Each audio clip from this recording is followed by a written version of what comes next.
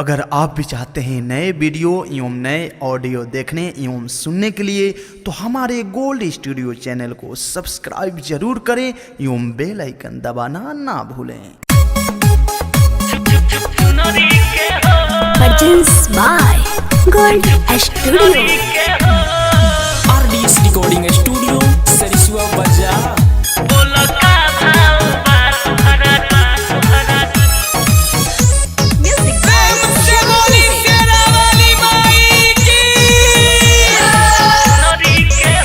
सभे माई के करत दर्शन बड़ुए, गोटा वाला चीज पसंद बड़ुए। सुना हो सभे माई के करत दर्शन बड़ुए, गोटा वाला चीज पसंद बड़ुए।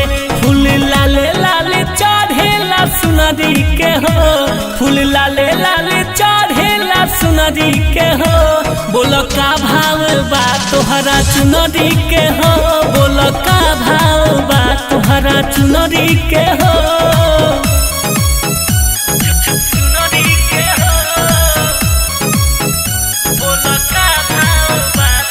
Recording by Dil Alove।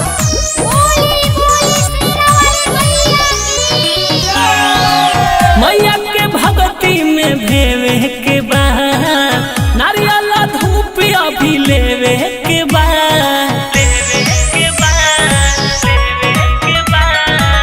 मैया के भक्ति में भेवे के बा, नारियल धूप अभी लेवे के बा। बड़ी सुख मिले सारण में मुनरी के हो, बड़ी सुख मिले सारण में मुनरी के हो।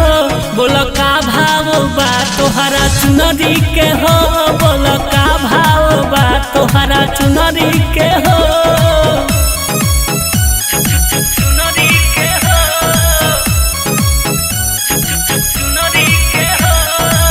Music by Shyam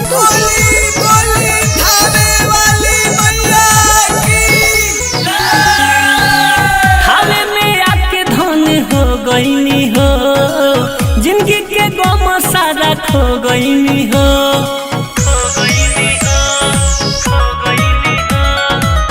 हाले में आके धन हो गईनी हो, जिंदगी के गम सारा खो गईनी हो। विशाल संदेश पावे पड़े के बाहु नदी के हो, यूसुफ दिलालम पड़े के बाहु नदी के हो। बोलो का भाव बा तोहरा चुनरी के हो, बोलो का भाव बा तोहरा चुनरी के हो। RDS digital recording studio Sarisua बाजार।